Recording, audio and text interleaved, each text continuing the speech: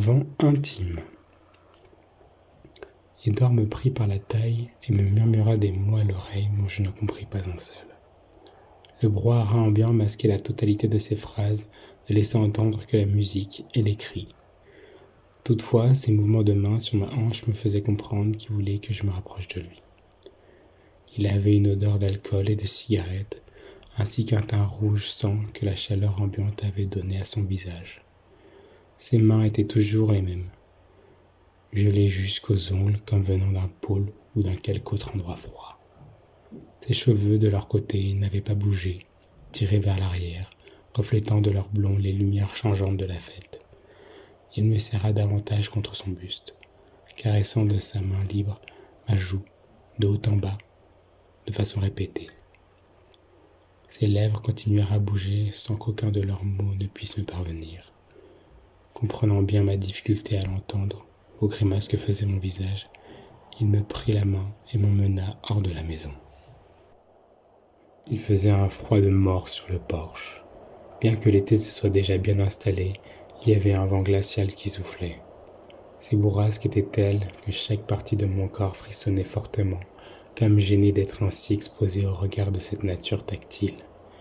Et le fait de n'être qu'en jupe n'arrangeait guère les choses. En cette nuit sans lune, on n'y voyait rien.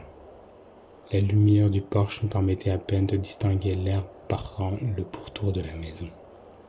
Un lieu de totale solitude en somme, comme coupé du monde par un opaque voile noir ébène.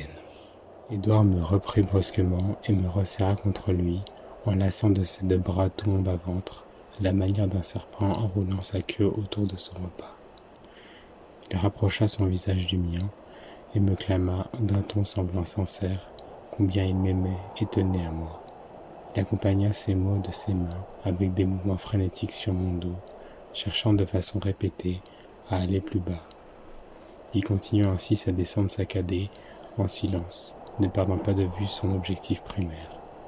On pouvait entendre au loin les cris d'animaux nocturnes qui, en cacophonie, semblaient implorer une aide à leur besogne de nuit. On restait là, l'un sur l'autre, les yeux fixés dans les blancs, sans un bruit.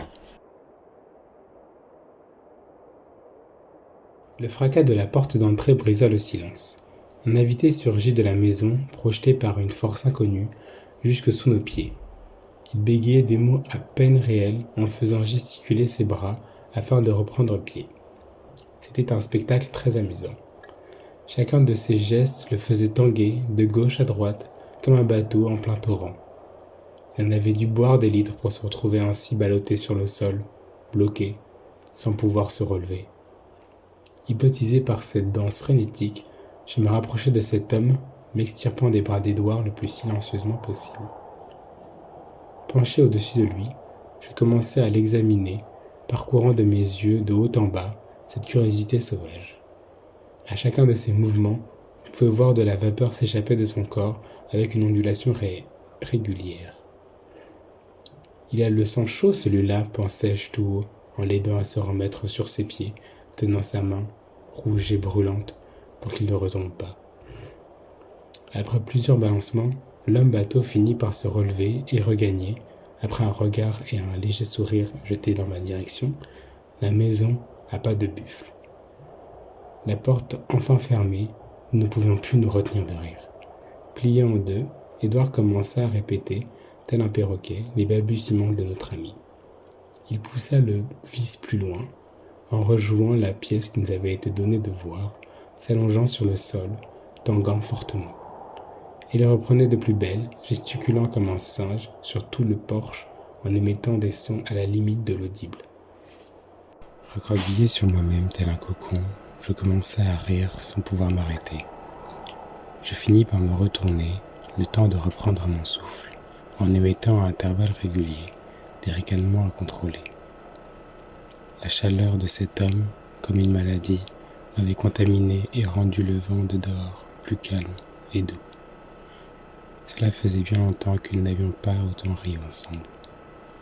Édouard s'approcha de moi, prit mes mains et les serra contre les siennes avec une douceur timide, presque enfantine. Il les fit glisser tout le long de mes bras, jusqu'à mes épaules, et continua ainsi jusque sur ma poitrine, Il marqua un temps. Je me mis à frissonner. Son corps gelé se faisait de plus en plus présent derrière moi, et ses mains, de plus en plus oppressantes, augmentant régulièrement leur poigne sur mon buste. Le vent se mit à souffler dans notre direction. Après un moment d'amusement, le froid était revenu finalement.